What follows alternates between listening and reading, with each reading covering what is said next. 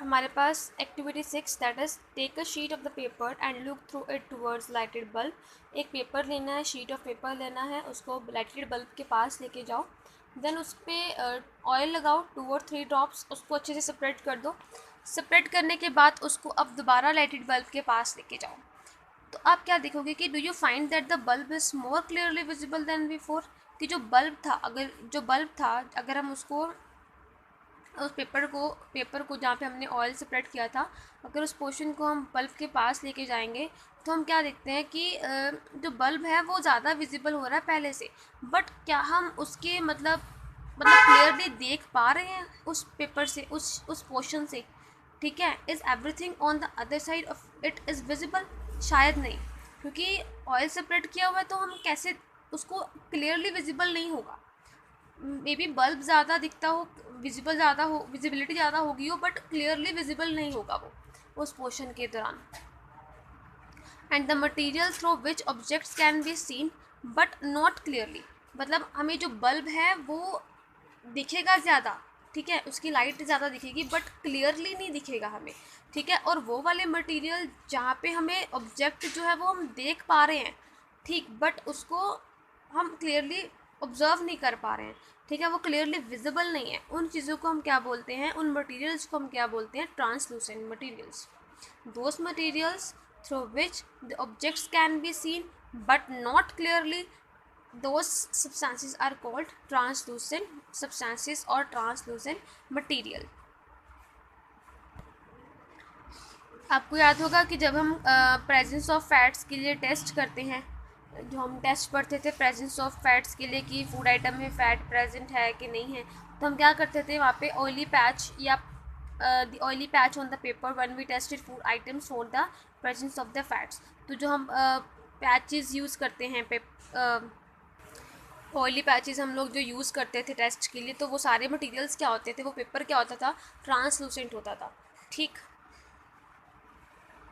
Next एक और example हमें दे रखी है।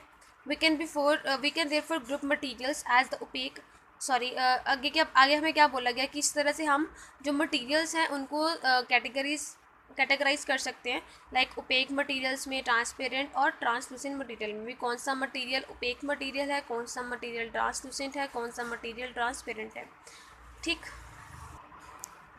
तो यहाँ पे आपको एक छोटी सी एक्टिविटी है जो आप खुद ट्राई करेंगे।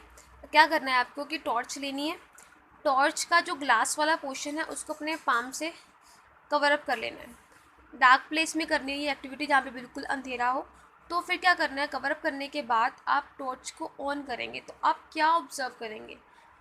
वो जो ऑब्जर्वेशन होगी उसके अकॉर्डिंग आपको ये बताना होगा कि ये जो मटेरियल है वो आपके पास ओपेक है, ट्रांसपेरेंट है या ट्रांसलूसेंट है। आप उसमें से देख पा रहे हैं, नहीं देख पा रहे हैं, या आपको ऑब्जेक्ट दिख रहा है बट क्लियरली विजिबल नहीं है। तो उसके अकॉर्डिंग आपको ये फाइंड आउट करना है कि ये क्या है, ओपेक है, ट्रांसपेरेंट है या ट्रांसलूसेंट है। ये आपके लिए एक छोटी सी एक्टिविटी है जो आप घर पे खुद से ट्राई कर सकते हैं। We learn that the material differ in their appearance. हमने अब क्या पढ़ा कि जो मटीरियल हैं वो डिफरेंट होते हैं अपनी अपीयरेंस में। कुछ मिक्स भी होते हैं वाटर में या अदर लिक्विड्स में, कुछ मिक्स नहीं होते हैं, कुछ फ्लोट और सिंक करते हैं वाटर में, और कुछ ट्रांसपेरेंट या ओपेक या ट्रांसलूसेंट हो सकते हैं। Materials can be grouped on the basis of the similarities और the differences in their property. तो हम मटीरियल्स को ग्रुप कर सकते हैं उनके डिफरेंसेस, उनकी प्रॉपर्टीज़ में जो डिफरेंसेस हैं उनके बेसिस पे, या उनकी प्रॉपर्टीज़ में जो सिमिलैरिटीज़ हैं उनके बेसिस पे हम लोग उनको ग्रुपिंग कर सकते हैं उनकी। Why do we need to group materials? हमें इसकी ज़रूरत क्या है? In our daily life, in everyday life we often group materials for our convenience, ताकि हमें ईजी काम होता रहे, हमें कन्वीनियंस हो। At home, we usually store things in such a manner that similar objects are placed together। घर पे भी हम लोग जब ग्रुपिंग करते हैं, हम चीज़ों को अरेंज करके रखते हैं, तो हम उसी हिसाब से करते हैं कि जो सिमिलर चीज़ें हैं वो एक साथ थे। जैसे हम फॉर एग्जांपल शूज़ वगैरह हम एक जगह पे रखते हैं ताकि हमें ईजिली मिल सकें, टॉयज़ को हम एक जगह पे रखते हैं, बुक्स को हम एक जगह पे रखते हैं। ये तो है नहीं कि 2 बुक्स यहाँ पे रख दी, 2 बुक्स कहीं और पे रखेंगे, या कुछ टॉयज़ इधर रख दिए, एक कमरे में रख दिए और कुछ टॉयज़ दूसरे रूम में रख दिए, ऐसे नहीं करते हम लोग। एक जो सिमिलर चीज़ें होती हैं उनको एक जगह पे ग्रुपिंग करके रखते हैं ताकि हम लोग ईज़िली उनको ढूंढ सकें और ईज़िली यूज़ कर सकें। Similarly a grocer usually keeps all the types of the biscuits at the one corner.